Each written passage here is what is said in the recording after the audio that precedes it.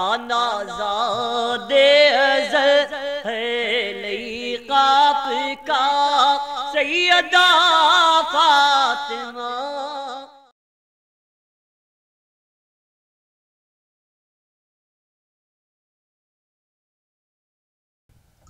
السلام علیکم ورحمۃ اللہ وبرکاتہ۔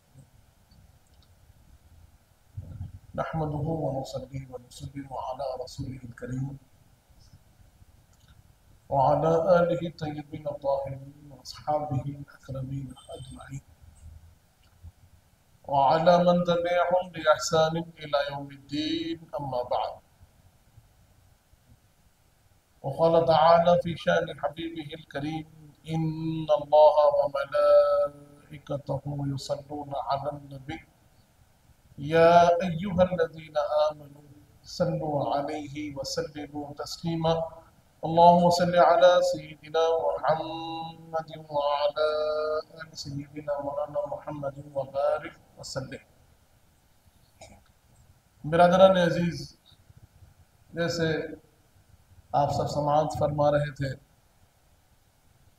کہ ہم حضور پیر غوث اعظم دستگیر رضی اللہ عنہ آپ کے حیات بابرکت کے الگ الگ گوشوں کو جاننے کی سعادت حاصل کر رہے تھے۔ ہم نے اللہ والوں سے جڑنے کا جو مقصد ہے اس کے بارے میں سماعت کیا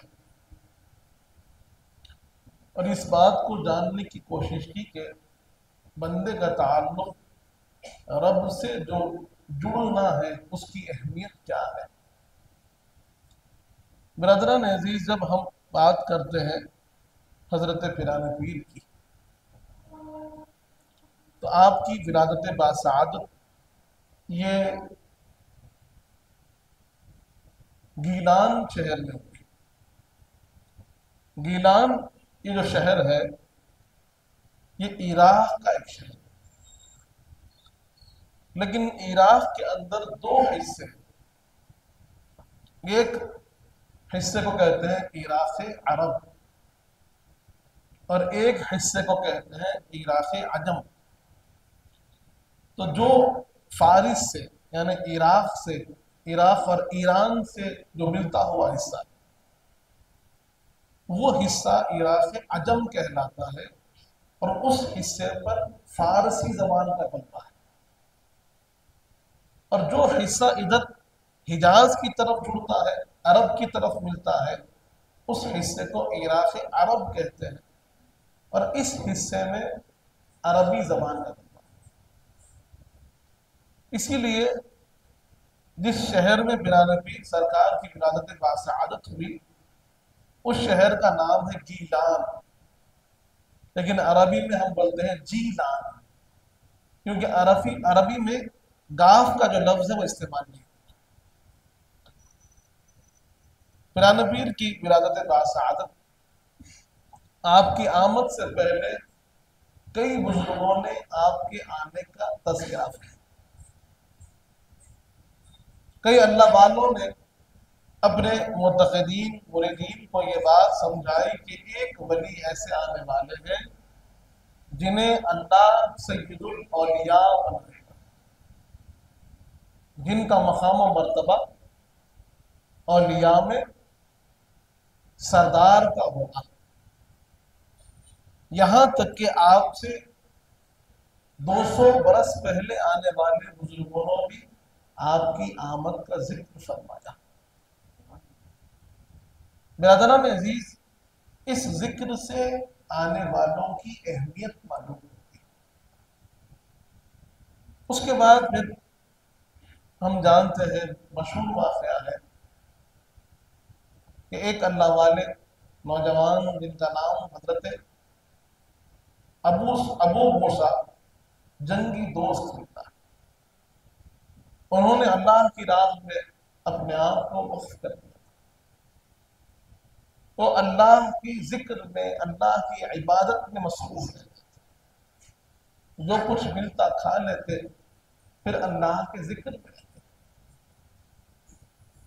برادران عزیز، ایک روز ایسا بھی آیا کہ ندی کنارے پانی پی رہے تھے، ایک پھل ان کے ہاتھ لگا اور اس پھل کو انہوں نے تناول کر لیا۔ اس پھل کو کھانے کے بعد انہیں یہ خیال آیا کہ یہ پھل میرے لیے کیا جائز تھا۔ آپ نے یہ واقعہ بہت سنا ہے، بارہا سنا۔ یہ خیال ان کو بے چین کر دیا کہ کسی چیز کے جواز، حلال ہونے اور نہ ہونے کا یہ جو خیال تھا یہ انہیں بے چین کر دیا، کیونکہ وہ اس کے اثر کو جانتے تھے، اس کے امپیکٹ کو پہچانتے تھے۔ آج ہماری زندگی میں حلال و حرام کی تمیز ختم سے ختم ہوتی چلی جاتی ہے۔ جائز اور ناجائز کا جو فرق ہے ہماری نگاہوں سے اوجھل ہو رہا ہے۔ اب ہم کھانے سے پہلے نہیں سوچ رہے ہیں کہ اس میں ہے کیا۔ دکان سے کوئی چیز خریدتے ہیں، کھاتے ہیں تو اس کا خیال نہیں ہوتا کہ وہ جو اس کے اندر ملا ہوا ہے وہ حلال ہے، حرام ہے، صحیح طریقے سے ذبح ہوا ہے، ذبح نہیں ہوا ہے، زندہ تھا، مردہ تھا، کیا چیز اس کے اندر ملا دی گئی ہے، اینیمل فلیٹ ہے یا پھر معلوم نہیں کون سی ایسی چیز ہے جو ہمارے لیے جائز نہیں۔ ہمیں شعور تک نہیں ہے، خیال تک نہیں گزرتا جب ہم کھا لیتے ہیں۔ اور اگر کوئی توجہ دلائے، کوئی اگر آپ کو یہ بات سمجھائے کہ بھائی یہ کیا ہو رہا ہے، اس کا بڑا اثر ہوتا ہے آپ کی زندگی میں، آپ کے اعمال میں، آپ کے آنے والی نسلوں تک اس کا اثر مرتب ہوتا ہے، کیا آپ اس پر توجہ نہیں دے رہے ہیں؟ تو ان کے لیے ایک آسان جملہ یہ ہو رہا ہے کہ بھائی اللہ معاف کرنے والا ہے، ہم کو کیا معلوم ہے۔ ارے آپ پر ذمہ داری ہے کہ آپ جو کچھ کھائیں وہ حلال ہو، آپ پر ذمہ داری ہے کہ جو کچھ کھائیں وہ جائز ہو، آپ پر ذمہ داری ہے کہ جو کچھ کھائے وہ حدود شرع میں ہو۔ کھانا ضروری نہیں ہے، حدود شرع کی پابندی ضروری ہے۔ دال کھانا کھا کر جیا جا سکتا ہے، لیکن آپ وہی کھائیں گے جو حلال ہے۔ برادران عزیز، اب یہاں پر ہم دیکھ رہے ہیں کہ یہ نوجوان ہے، پھل کھایا ہے، جنگل میں ہے، ندی سے اٹھایا ہے، لیکن وہاں پر بھی ان کو خیال ہوا کہ یہ میرے لیے کہیں جائز ہے ناجائز ہے، صحیح ہے غلط ہے۔ برادران عزیز، یہ فکر ہے جو بندوں کے اندر احساس کو جگاتی ہے۔ یہ خیال ہے کہ میرا رب کے لیے یہ چیز صحیح ہے یا نہیں ہے، میرے رب کے احکام کے مطابق ہے یا نہیں ہے۔ برادران عزیز، یہ چیز ہے جس پر اللہ والوں کی بڑی گہری نظر رہتی ہے، کیونکہ دانا جائے گا تو اثر ضرور دکھائے گا۔ جو کھائیں گے اس کا اثر ہوگا، حلال کھائیں گے تو اچھا اثر ہوگا، برا ہوگا اگر حرام کھائیں گے، اللہ بچائے۔ حدیث پاک میں آتا ہے کہ اگر خدا نخواستہ کسی نے لقمہ حرام کھا لیا اور اس سے اگر ایک خطرہ بھی خون کا بن جائے تو اس ایک خطرے کی وجہ سے وہ جنت کی خوشبو تک نہیں سونگے گا، جنت کی خوشبو تک نہیں سونگے گا۔ پھر روایات میں آتا ہے کہ کئی کئی میل دور تک جنت کی خوشبو معطر ہوگی، لیکن یہ جنت کے قریب بھی نہیں جا پائے گا۔ کیوں؟ کیونکہ اس نے لقمہ حرام کھا لیا۔ برادران عزیز، آج یہاں دو قسم کی حرام چیزیں ہمارے سامنے ہیں، اس کو بھی غور کرنے کی ضرورت ہے۔ ایک وہ حرام چیزیں ہیں جس کا ذکر قرآن میں اور حدیث میں آیا، جس کو اللہ نے کہہ دیا کہ بھائی یہ حرام ہے، جو مردار ہے وہ حرام ہے، جو بہتا خون ہے وہ حرام ہے، جو غیر اللہ کے نام پر ذبح کیا گیا ہے وہ حرام ہے۔ یہ تو حرمت والی چیزیں ہیں ہی، اس سے تو بچنا لازم ہے، لیکن اس کے علاوہ بھی کچھ چیزیں وصفاً تو جائز ہوتی ہے، اصلاً تو جائز ہوتی ہے، لیکن جب تک آپ کو اجازت نہ ہو آپ کے لیے حلال نہیں ہوتی، کیونکہ اس کا مالک کوئی اور ہوتا ہے، اس پر اختیار کسی اور کا ہوتا ہے۔ اور اگر آپ اس کو غلط طریقے سے اختیار کر لیں، اگرچہ کہ وہ چیز حلال ہے لیکن آپ کو اختیار نہیں، آپ کو اجازت نہیں، اس لیے آپ کے لیے جائز نہیں ہوتا۔ اس کی چھوٹی سی مثال یوں ہے کہ آج کہیں پر بھی دعوت ہوتی ہے، کوئی اہتمام ہوتا ہے، کوئی تقریب ہوتی ہے، لوگ وہاں جمع ہوتے ہیں، ہمارے اندر ایک طبقہ ایسا پیدا ہو رہا ہے جو بغیر دعوت کے کسی بھی پاس، کسی کے شادی خانے میں کسی کے پاس چلے جا رہے ہیں، وہاں بیٹھتے بھی ہیں، کھاتے بھی ہیں، باہر بھی نکل آتے ہیں، اور اس کو اپنا ایک اچیومنٹ سمجھتے ہیں، اپنے لیے ایک ایڈونچر سمجھتے ہیں کہ میں نے کیا اچھا کام کیا ہے۔ ارے وہ کھلانے والے نے نہیں دیکھا ہوگا، پروردگار نے تو دیکھا ہے نا، اللہ جو جانتا ہے نا۔ اگر اس کو نہیں معلوم ہوگا کہ آپ بغیر دعوت کے چلے گئے، لیکن آپ کا رب تو علیم ہے، خبیر ہے، وہ آپ کے ہر ایک لمحے کی خبر رکھتا ہے، وہاں کیا منہ دکھائیں گے؟ انسان سے بچ گئے، رب سے کیسے بچیں گے؟ وہ بھی ہمارے لیے جائز نہیں، وہ لقمہ بھی ہمارے لیے صحیح نہیں ہے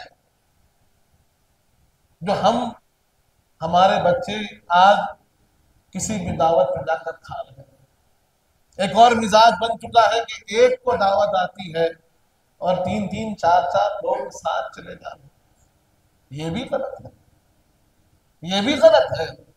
برادران عزیز، ہمیں اس بات کا خیال رکھنا ہے کہ ہم کیا کھا رہے ہیں، کیونکہ اس کا اثر ہمارے عبادت میں بھی ہو رہا ہے، ہماری اولاد میں بھی ہو رہا ہے، اور ہماری آخرت میں بھی ہوگا۔ جیسے میں نے حدیث پاک آپ کو سنائی ہے کہ حضور پاک نے ارشاد فرمایا کہ اگر لقمہ حرام کھایا گیا، اس سے جسم کا کوئی عضو بنتا ہے، خون کا خطرہ بنتا ہے، تو اس کی وجہ سے وہ آدمی، وہ شخص جنت سے اتنا دور ہوگا کہ خوشبوئے جنت کو بھی سونگھ نہیں پائے گا۔ برادران عزیز، تو ہمیں یہ تمیز اپنے اندر پیدا کرنی ہے کہ حلال کیا ہے، حرام کیا ہے، جائز کیا ہے، ناجائز کیا ہے، اس کو پہچاننا، اس کو سیکھنا، اس سے بچنا۔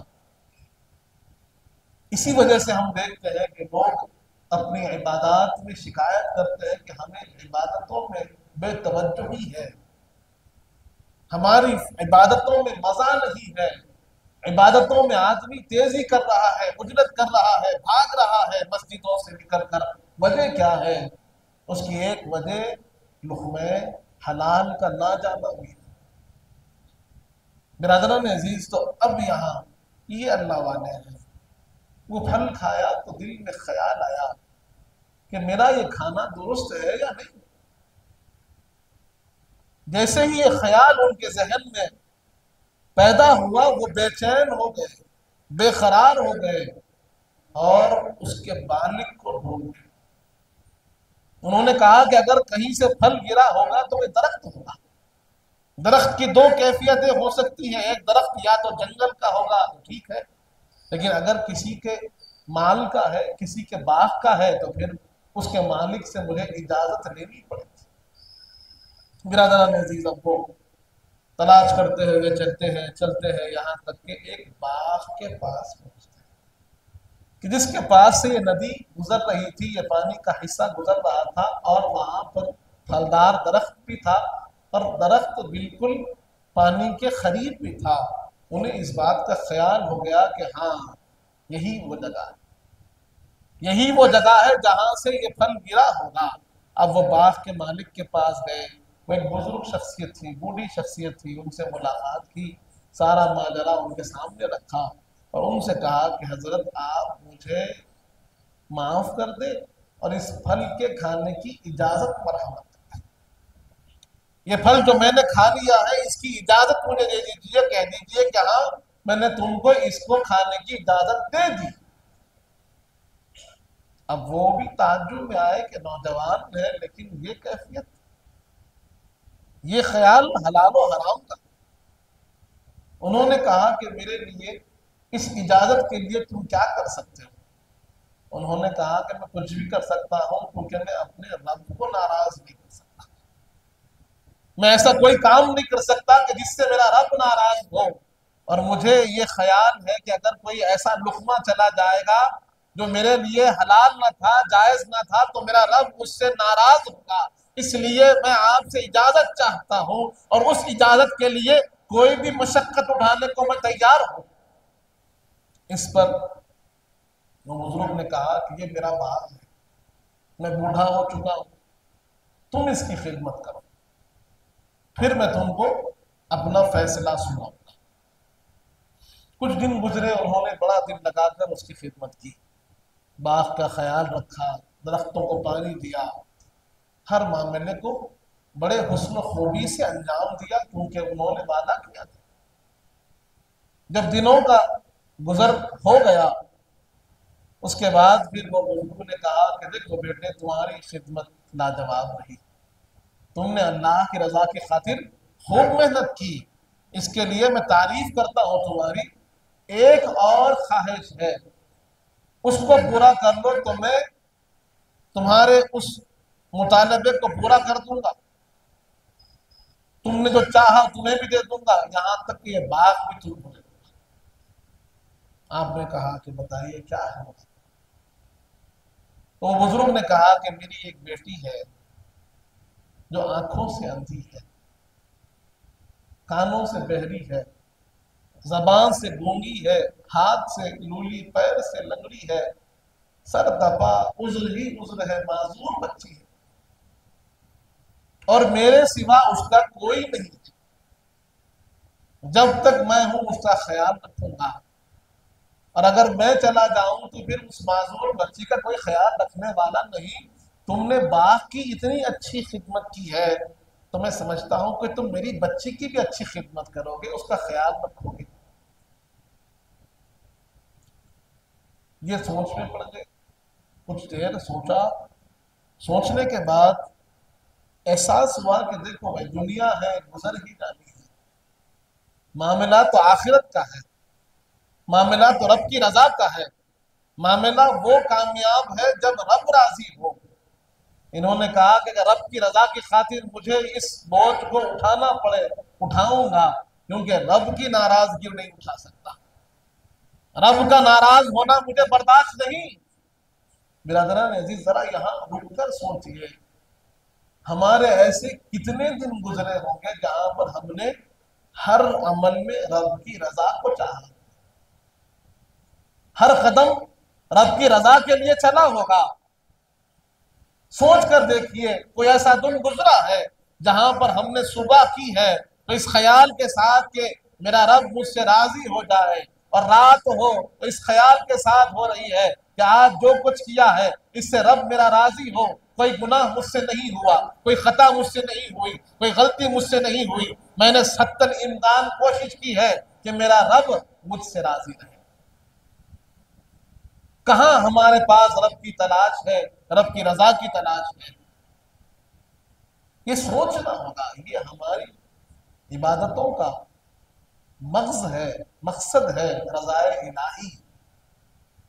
اگر اسی کی ہی طرف توجہ نہیں ہے تو پھر کہاں جا رہے ہیں، کیوں کر رہے ہیں، کیا کر رہے ہیں؟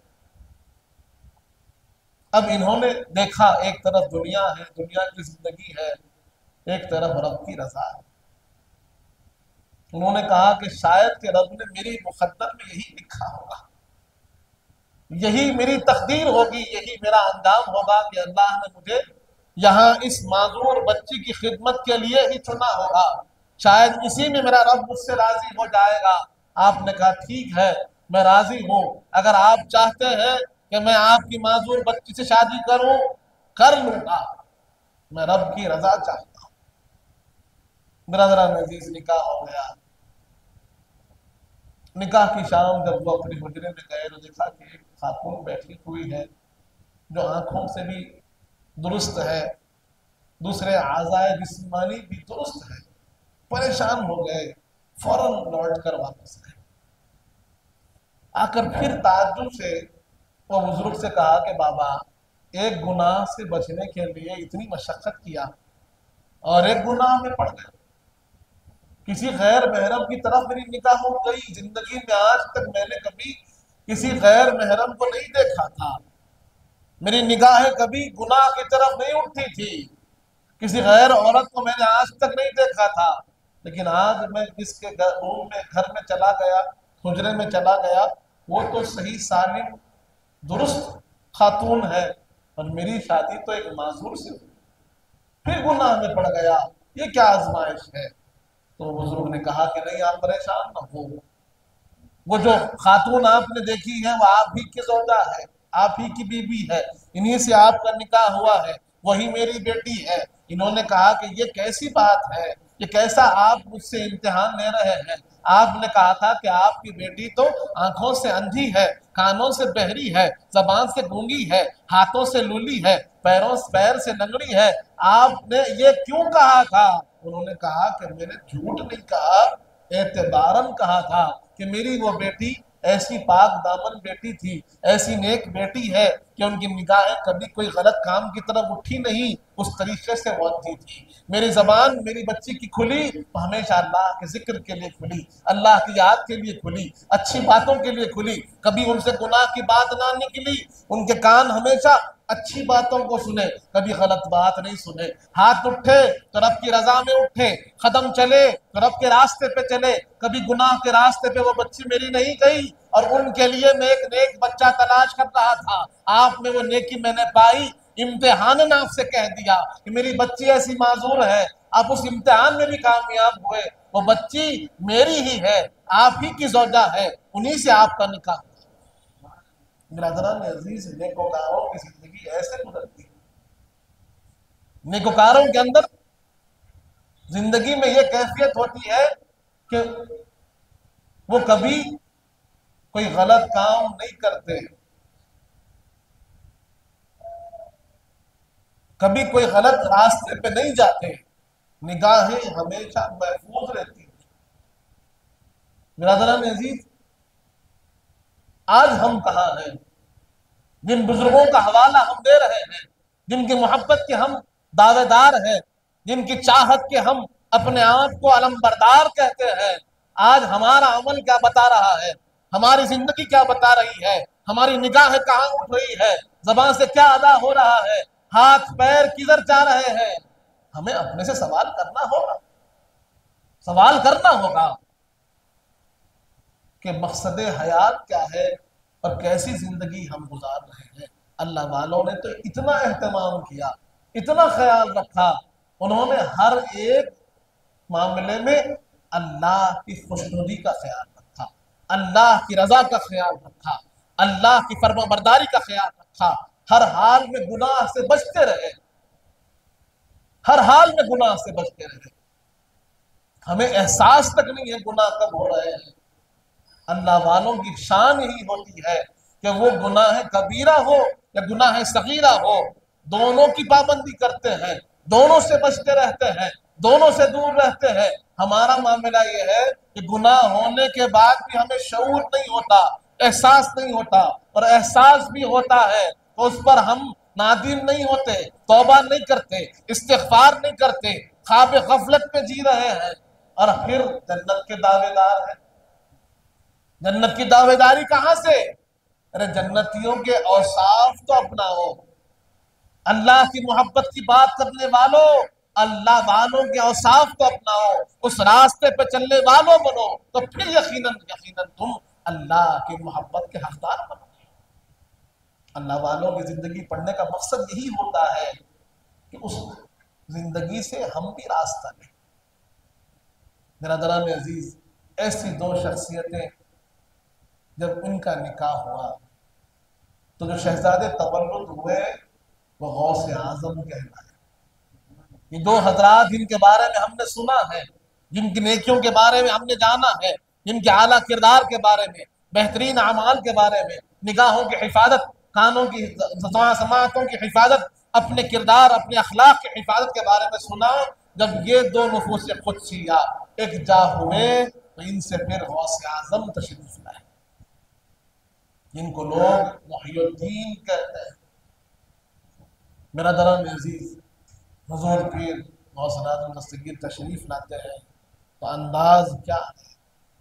29 شعبان میں، 29 شعبان کو آپ کی ولادت باسعادت ہوئی، اور دوسرے دن سے ماہ رمضان کی ابتدا ہوئی، تو آپ کی حیات بابرکت اور آپ کے جو سوانح حیات کی کتب ہے اس میں یہ واقعہ درج ہے کہ ماہ رمضان کی ابتدا سے شہزادے دن میں دودھ نہیں پیا کرتے تھے۔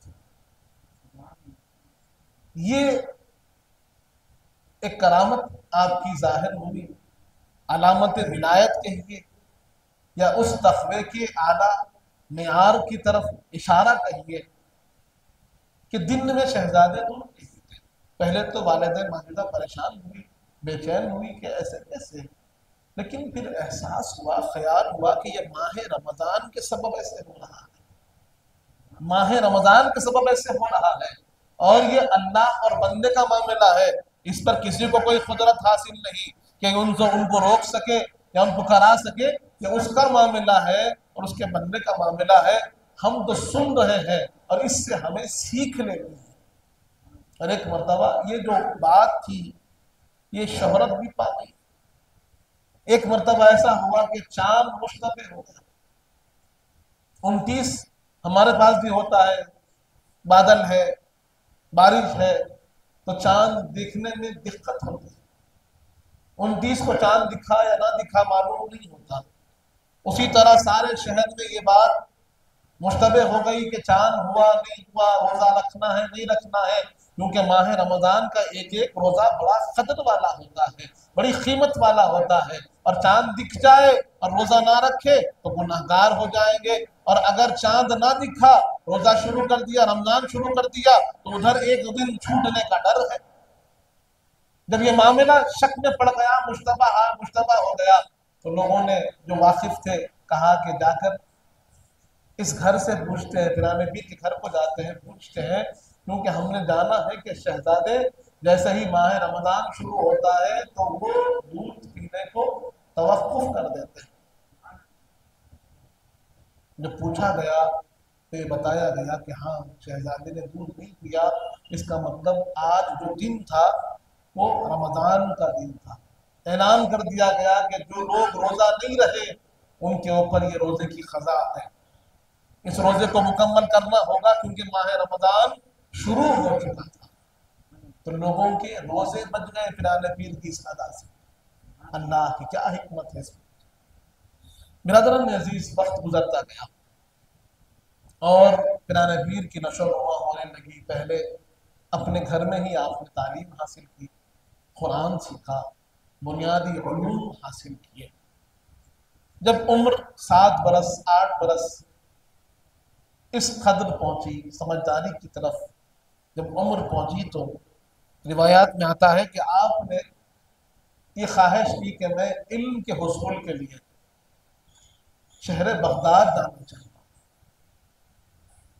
کیونکہ شہر بغداد اس وقت مرکز علم تھا۔ اکابر علماء، اکابر اولیاء، بڑے بڑے مدارس سارے شہر بغداد میں تھے۔ پیرانے پیر نے اپنی اس کم سنی میں علم کا ایسا شوق ظاہر کیا کہ جب آپ صاحب تمیز ہوئے اور گھریلو ماحول میں جتنا علم حاصل ہو سکتا تھا حاصل کر لیا، لیکن اس کے بعد آپ نے جانا کہ علوم ظاہری کے جو مراتب ہیں، جو دقائق ہیں، جو مسائل ہیں، اس کے لیے اعلیٰ تعلیم کی ضرورت ہوتی ہے، اور اس کے حالات ہمارے یہاں شہر میں نہیں ہیں، اسباب یہاں موجود نہیں ہے کہ جس سے حاصل کیا جائے۔ تو آپ نے اپنی امی جان سے عرض کیا کہ امی جان میں بغداد جانا چاہتا ہوں۔ امی جان نے کہا کہ تم چھوٹے ہو، عمر چھوٹی ہے، ابھی سے کیسے شہر کو جاؤ گے، کیسے پڑھو گے، وہاں کیسے رہو گے؟ آپ نے کہا کہ نہیں، وہاں ایسے مدارس بھی موجود ہیں جو لگ کر پڑھاتے ہیں، ایسے بزرگ بھی موجود ہیں جو بچوں کی خدمت کرتے ہیں۔ بہرحال جب آپ نے اصرار کیا تو آپ کے والد ماجدہ راضی ہو گئی۔ اب تیاری شروع ہوئی، اور ہم جانتے تھے کہ پہلے جو سفر ہوتا تھا وہ قافلوں میں ہوتا تھا۔ آج سفر بڑا آسان ہو گیا، بڑا محفوظ ہو گیا ہے۔ آج آپ کے پاس آپ کی ٹرین ہو، چاہے بس ہو، چاہے ہوائی اڈہ ہو، وہاں پر سیکیورٹی ہوتی ہے، لوگ ہوتے ہیں، جاننے والے ہوتے ہیں، روشنی ہوتی ہے۔ پہلے دور میں اونٹوں پہ سفر ہوتا تھا، گھوڑوں پہ سفر ہوتا تھا، اور ڈاکوؤں کا ڈر رہتا تھا، رہزنوں کا ڈر رہتا تھا، لوٹنے مار کرنے والوں کا ڈر رہتا تھا۔ اسی لیے لوگ قافلوں میں چلتے تھے، تاکہ اگر کوئی لوٹنے آئے، کوئی پکڑنے آئے تو یہ اس کا مقابلہ کر پائے۔ لیکن اس کے باوجود بھی ایسے بہت سے حادثے اکثر ہوتے تھے۔ اب جب تیاری ہوئی، توشہ باندھا گیا، کپڑے تیار ہو گئے، بستہ تیار ہو گیا، تو آپ کی امی جان ایک خمیس لاتی ہے اور فرماتی ہے کہ بیٹے یہ خمیس پہنو، اور فرمایا کہ اس خمیس کے اندر میں نے ایک جیب سیا ہے، اور اس کے اندر میں نے کچھ اشرفیاں رکھ دی ہیں کہ تم کو ضرورت ہو تو اس میں سے نکال کر استعمال کر لو، تاکہ حفاظت بھی رہے اور ضرورت کے وقت تم کو معلوم بھی رہے۔ برادران عزیز، اب سفر شروع ہوتا ہے، اور سفر کے ابتدا سے پہلے آپ کی امی جان ایک سبق دیتی ہے، فرماتی ہے کہ بیٹے کسی بھی حال میں جھوٹ نہیں، وہاں پر جب تم تعلیم حاصل کرنے جا رہے ہو، قرآن حدیث پڑھنے کو جا رہے ہو، تفسیر و فقہ سیکھنے کو جا رہے ہو، اللہ والوں سے ملاقات کرنے کو جا رہے ہو، تو کبھی جھوٹ نہیں بولنا۔ یہ تعلیم گھر سے ملی۔ والدہ کی اہمیت، والدین کی اہمیت کیا ہے کہ بچوں کو بنیاد اتنی مضبوط دو کہ پھر ان کی زندگی میں وہ سرمایہ حیات بن جائے، وہ ان کے اخلاق و کردار کو اتنا مضبوط کر دے کہ پھر وہ زندگی میں ہمیشہ اچھائی اور سچائی پر چلنے والے ہیں۔ آج ہمارے گھر میں کیا سکھایا جا رہا ہے؟ ہمارے بچے کیا تعلیم پا رہے ہیں، کیا تربیت پا رہے ہیں؟ اور بچے صرف بولنے بتانے سے نہیں، ہر چیز وہ غور کرتے ہیں، والدین کو وہ جانچتے ہیں، والدین کے انداز کو اپناتے ہیں۔ اس لیے ہم دیکھتے ہیں کہ جس گھروں میں بچوں کے ساتھ نماز پڑھی جاتی ہے، والدین نماز پڑھتے ہیں تو بچے بھی نماز پڑھنے والے ہوتے ہیں، والدین ذکر کرنے والے ہو تو بچے بھی ذکر کرنے والے ہوتے ہیں، والدین ٹوپی پہننے والے ہو بچے بھی ٹوپی پہننے والے ہوتے ہیں۔ ان کو والدین کا انداز اچھا دکھتا ہے، اور جن گھروں میں والدین کی زبان اچھی نہ ہو ان کے بچوں کی زبان بھی اچھی نہیں ہوتی، انداز اچھا نہ ہو ان کے بچوں کا انداز بھی اچھا نہیں ہوتا۔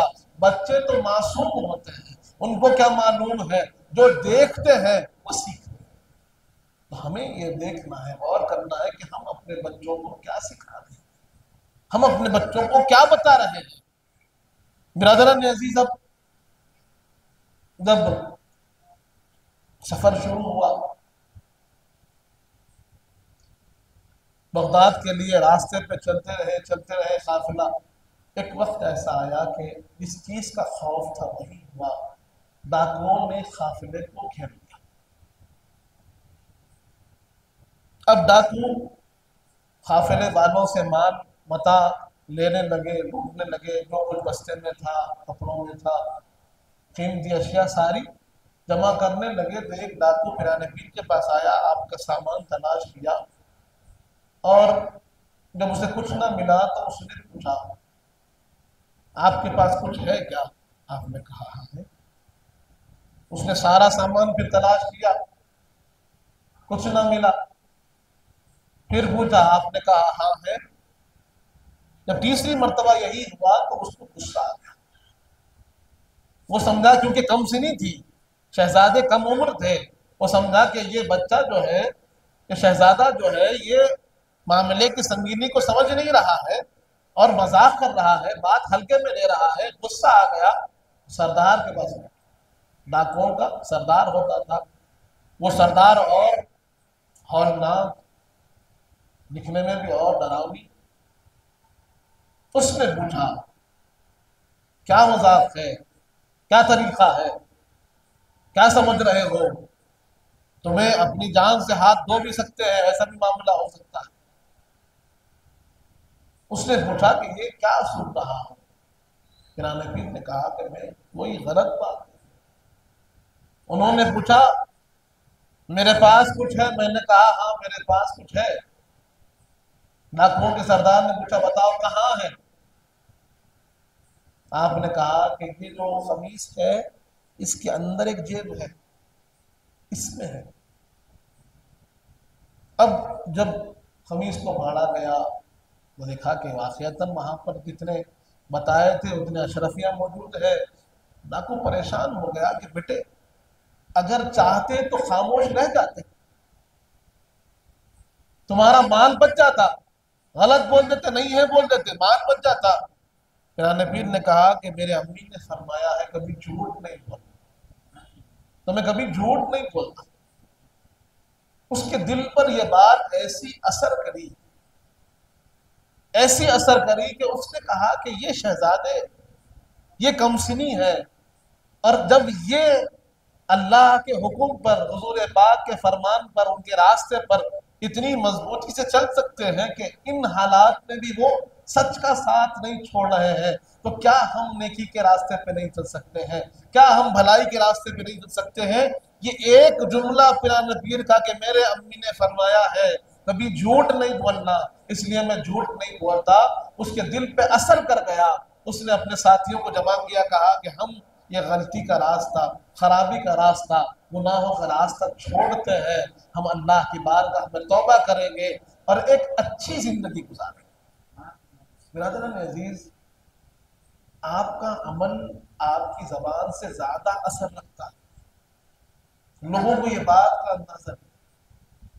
جو آپ کا اعمال ہے، آپ کا جو انداز زندگی ہے، اس کا اثر بڑا زیادہ ہوتا ہے۔ اگر ہم کہہ کچھ رہے ہیں اور کر کچھ رہے ہیں تو پھر ہمارے کہنے اور کرنے کے فرق کی وجہ سے وہ کہنے میں اثر کم رہتا، لیکن جو کہہ رہے ہیں وہ کر بھی رہے ہیں۔ اچھائی کی بات کر رہے ہیں تو مزاج میں بھی اچھائی ہے، اخلاق کی بات کر رہے ہیں ہماری زندگی میں بھی اخلاق ہے، سچائی کی بات کر رہے ہیں تو بول بھی سچ رہے ہیں، تو پھر یقیناً ہمارے باتوں میں اللہ اثر دیتا ہے۔ جیسے پیرانے پیر کی بات میں اللہ نے ایسا اثر دیا تھا کہ اس ڈاکو کے سردار کے دل پہ اثر دیا۔ اثر دینے والی ذات تو وہی ہے۔ برادران عزیز، وہ ڈاکو نے سارا مال لوٹا دیا اور توبہ کر کر اللہ کی راہ میں اپنے آپ کو نیک بندوں میں شامل کرنے کی کوشش کی۔ اب ہماری ذمہ داری کیا ہے، ہمارا معاملہ کیا ہے کہ ہم اپنی زندگی میں سچائی کو لانا، اپنی زندگی میں اچھائی کو لانا، اپنے بچوں کو اچھی تربیت دینا، اپنے بچوں کو اچھے اخلاق دینا، ان کے اندر اعلیٰ کردار کو پیدا کرنا۔ اور اس کے دو طریقے ہیں، ایک ان کو کہہ کر سمجھائیے، دوسرا ان کو کر کر بتائیے۔ ہمارا کہنا کہ بیٹے جھوٹ نہیں بولنا یہ اچھی بات ہے، لیکن جب ہم خود ہی جھوٹ بول رہے ہیں تو اسے یہ خیال ہوتا ہے کہ بھائی بول ایک رہے ہیں کر ایک رہے ہیں، اور کرنے کا اثر زیادہ ہوتا ہے۔ اور ہم کئی وقت نہ جان کر بھی جھوٹ بول دیتے ہیں، بچے سے ہی کہہ دیتے ہیں کہ جاؤ بیٹے کہہ دو بابا گھر پہ نہیں، فون اٹھاؤ بول دو کہ بابا نہیں ہے۔ یہ کیا ہے؟ یہ جھوٹ ہے، یہ غلط بیانی ہے، یہ خلاف حقیقت آپ بیان کر رہے ہیں۔ وہی بچہ جب بڑا ہوتا ہے، وہی بچہ جب سمجھدار ہوتا ہے، اسی کے اپنے معاملات میں کچھ آگے پیچھے ہوتا ہے، اور وہ بچہ پھر آپ سے کچھ غلط بیانی سے کام لیتا ہے، وہ بچہ آپ کے سامنے جھوٹ بولتا ہے، تو پھر ہمیں غصہ آتا ہے، ہاں میرے سامنے کیسے جھوٹ بولا، غلط بات کیسے کی، جھوٹ کیسے بولا، غلط ہے غلط ہے۔ وہ کہتا ہے بابا سیکھا کہاں سے؟ آپ ہی سے سیکھا، آپ نے تو کہا، آپ نے تو سکھایا۔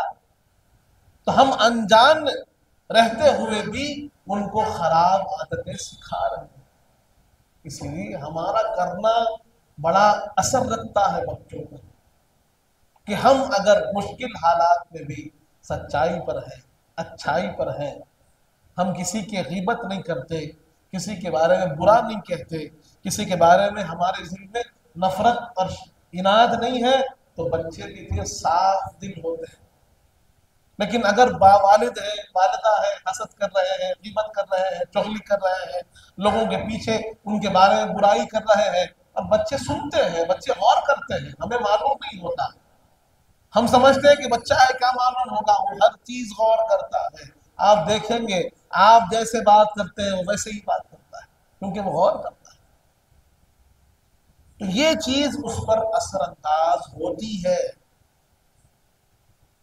اسی لیے ماں کو پہلا مدرسہ کہا گیا، وہاں سے تعلیم شروع ہوتی ہے، وہاں سے وہ علم لینا شروع کرتا ہے۔ تو آپ کیا سکھا رہے ہیں وہ بڑا اہمیت کا حامل ہے۔ ایک روایت حضور پاک سے منقول ہے، ایک صحابی رسول حضور کی بارگاہ میں حاضر ہوئے اور حاضر ہو کر عرض کیا، یا رسول اللہ، میرا بچہ 6 مہینے کا ہے، ایک روایت مطابق سال بھر کا ہے، اور میں اس کی کیسی تربیت کروں آپ سے جاننا چاہتا ہوں۔ حضور پاک نے فرمایا کہ تم نے دیر کر دی، سوچئے سال بھر کا بچہ ہے، وہ تربیت کرنا چاہتے ہیں تو سرور کائنات فرماتے ہیں کہ تم نے دیر کر دی۔ بچے کی تربیت ماں کے پیٹ سے شروع ہوتی ہے، کہ ماں کیا کھا رہی ہے، ماں کیا سن رہی ہے، ماں کیا پڑھ رہی ہے، ماں کیا دیکھ رہی ہے، اس کا اثر بچوں پہ ہوتا ہے۔ اور آج وہ سائنٹیفکلی پروون ہے، سائنسداں اس کو پروف کر رہے ہیں کہ بچے اچھے بچوں کی تصویر دیکھو، اچھے خوش ماحول میں رہو، ٹینس نہ رہو، اچھی غذا لو۔ کیوں کہہ رہے ہیں؟ کیونکہ اس کا اثر اس آنے والے بچے پہ ہوتا ہے۔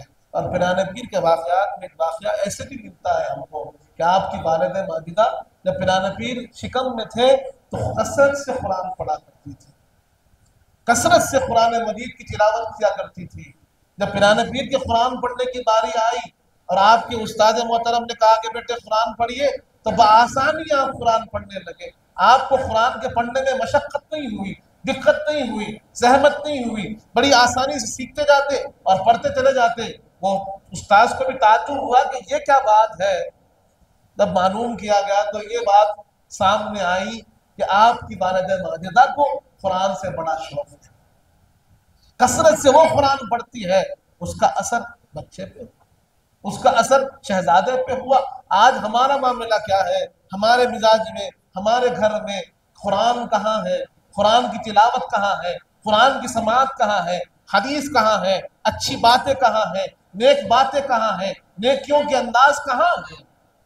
اگر بچوں کو ہم نیک بنانا چاہتے ہیں تو وہ ماحول بنائیے جہاں پر وہ نیکی سیکھیں، وہ زندگی گزاریے جہاں پر وہ اچھائی سیکھیں، ان کو سچائی اچھائی کی طرف راغب کیجیے، ان کو اچھے لوگوں کے بارے میں سمجھائیے، صحیح غلط کی تمیز ان کو دیجیے۔ یہ نہ کہیے کہ بچہ چھوٹا ہے، اگر تمیز اس کو آ گئی ہے، سمجھ اس کو آ گئی ہے، سیکھنا اس کو آ گیا ہے، اسے سکھا دیجیے کہ اچھا کیا ہے، برا کیا ہے، کیونکہ اس وقت جہاں پر ضرورت پڑے گی شاید ہم موجود ہو یا نہ ہو، لیکن وہ سیکھ، وہ علم اس کے ساتھ ہوگا۔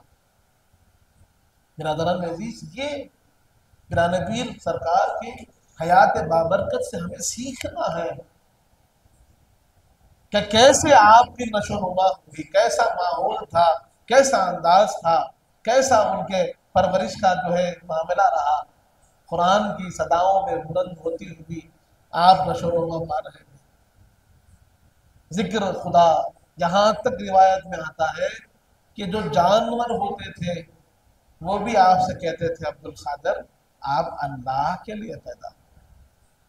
تو جب بندہ اللہ کی راہ میں کوشش کرتا ہے تو اللہ بھی اہتمام کرتا ہے، اللہ بھی انتظام کرتا ہے، اور ہم ہیں کہ کوشش ہی نہیں ہے، توجہ ہی نہیں ہے، خواہش ہی نہیں۔ برادران عزیز، تو یہ ہماری ذمہ داری ہے کہ ہم اپنے بچوں پہ محنت کریں، اپنے بچوں پہ توجہ دیں، ان کو اچھائی سکھائیے، علم سکھائیے، قرآن سکھائیے، حدیث سکھائیے، سیرت کا درس دیجیے، ان کو بتائیے واقعات کہ کیسے اللہ والے تھے، اللہ والوں کی زندگی کیسے گزرتی ہے۔ دنیا دار تو بہت ملیں گے، خرابیاں تو وہ بہت دیکھیں گے، لیکن ان کو آپ جب اچھائی سکھائیں گے، ان کی بنیاد جب سچائی پہ ہوگی تو پھر وہ نہیں بھٹکیں گے۔ اللہ کا فضل ایسا ہوگا، اللہ کا کرم ایسا ہوگا کہ اللہ ان کو اپنے حفظ و امان میں رکھے گا۔ برادران عزیز، انشاءاللہ یہ سلسلہ ہمارا جاری رہے اور پیران پیر کے جو تعلیمات ہے اس کو بھی انشاءاللہ ہم سماعت کریں گے کہ حضور پیر نے اپنے مریدین اور مرتخبین کو جہاں پر کچھ فضیلتیں دی ہیں وہیں پر کچھ ذمہ داریاں بھی دی ہیں، ان دونوں چیزوں کو انشاءاللہ ہم کل انشاءاللہ سماعت کریں گے اور پیران پیر کے واقعات کو بھی ہم سماعت کریں گے۔ اللہ تعالیٰ سے دعا ہے مانے جب تک زندہ رکھ سلام پر رکھ، موت ایمان پر دے، وقت نزا حضور پاک صلی اللہ علیہ وسلم کا دیدار نصیب فرما مانے، ہمیں نیک اور صالح متقی و پرہیزگار بنا، ہمارے گناہوں کو معاف فرما، ہمارے گناہوں کو نیکیوں سے تبدیل کرتے مانے، ہم میں جو پریشان حال ہیں ان کی پریشانی کو دور فرما، ہم میں جو بیمار ہیں انہیں شفاء کامل عطا فرما، ہم میں جو مقصود ہیں ان کے خطوں کو عطا فرما، جو کچھ کہے ہیں جو کچھ سنے ہیں اس پر عمل کرنے کی توفیق عطا فرما، حضور پاک صلی اللہ علیہ وآلہ وسلم کا سچا غلام و امتی بنا مالک، اہل بیت اطہار کا سچا غلام بنا، صحابہ کرام کا چاہنے والا بنا، اولیاء اللہ کا چاہنے والا بنا، ان کے بتائے ہوئے راستے پر چلنے کی توفیق عطا فرما، وصلی اللہ تعالی علی خیر خلقہ سیدنا محمد وعلی آلہ وصحبہ وسلم والحمدللہ۔ سرکار آپ کا محتاج کرم ہے، نسبت کی قسم ہے، نسبت کی قسم ہے۔